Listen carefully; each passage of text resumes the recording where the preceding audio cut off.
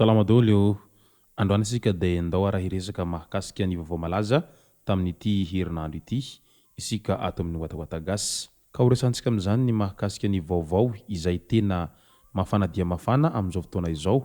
Tsy inona moa izany fa mahakasika ny raharaha Romivos izay nivoaka ny didy ka voahelika higadra 3 taona sy tapany i Romy ary 2 taona sy 3 volana kosa i Philippe Tabeto izay navoaka ny fanjakana any Londres moa izany valin'ny fitsarana izany. Ka izay no fakafakaina amintsika ato anatin'ity video ny Watawatta Gasy ity.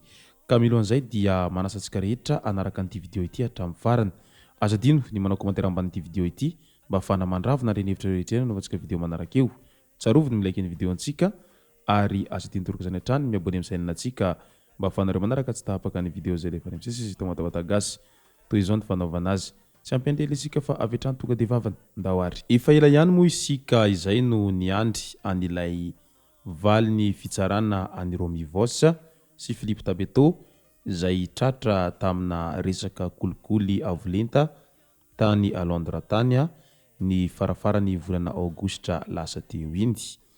Raha tsy ahivina ny tantara dia resaka kolikoly amin'ny alalan'ny fitakiana volabe amin'ny orinasa Greenfield no nahavoasaringotra azy roa ireto satria nihevitra ireo orinasa Greenfield fa toa miendrika fisolokiana ity fitakiana volabe ataony ireto olona izay azo lazaina fa manana andraikitra lehibe eto amin'ny tany sy ny firenena indrindra fa ho an'i Madagasikara izany. Ka nandeha hanao afirana kolokolo amin'ny resaka fitrandrahana harenan-kibon'ny tany moa no tena dian'ny Philippe Tabeto sy Romivos tany Londres tany ka tany izy ireo no nifanome fotoana tamin'ny ireo tompon'andraikitra ny orinasa Greenfield izay mba ahafahana ny manapaka sy mandidy eo amin'ny mety ho fiarah-miasa amin'ny roa tonta.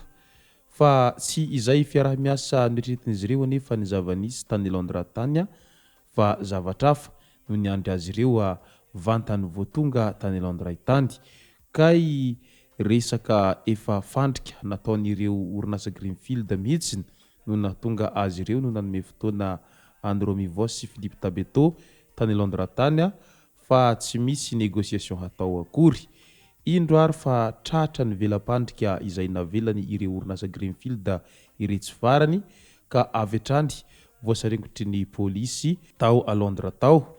Iny avy hatrany fa nidoboka amponja vonjomaika aloha dia tany izy ireo no niandry ny valim-pitsarana azy ireo. Na dia efa niezaka nanao enquête sy fikarohana samihafa aza ny fitsarana tany Londres tany ary nanadiady any Romivos sy Philippe Tabeto dia nandahatrany i Romivos fa tena tsy meloka izy.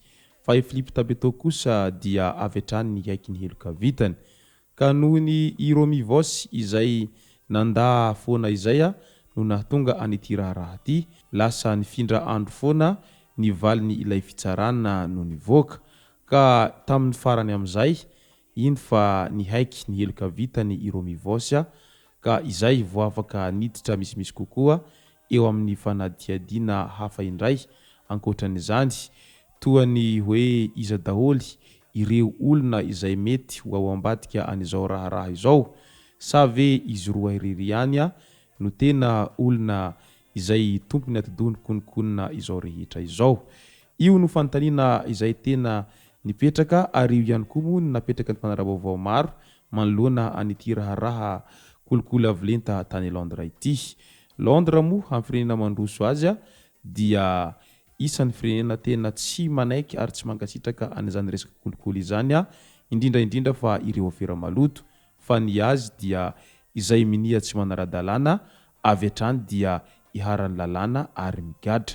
Niza tsy manara-dalàna na olona ambony anao na olona manan-karena anao fa rehefa any Londres anao manao an'izay tsy fanarahan-dalàna izay dia tsy misy ny azonao atao ary tsy misy ihany koa ny kolokolo izay mety ho azonao atao fa ny azy lalàna ihany no mibaiko ny saziny tsirairay rehefa ianao no diso na koa minia mandika izay lalàna mifehy ny tany sy ny firenena izay. Manoloana izay rehetra izay moa dia maro ihany ireo mpirenena malagasy izay samy naneho ny heviny mahakasika an'ity raharaha Romy Voss ity.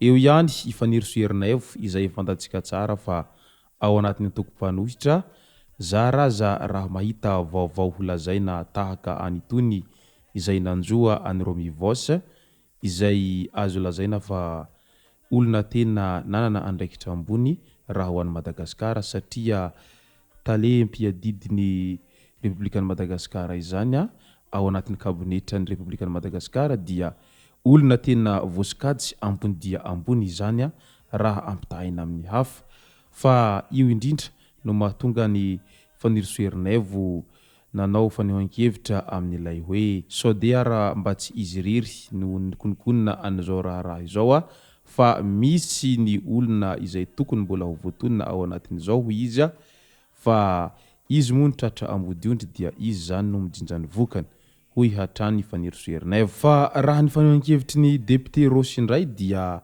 toy izao manaraka izao. Voaheloka higadra 3 taona any ivelany i Romy.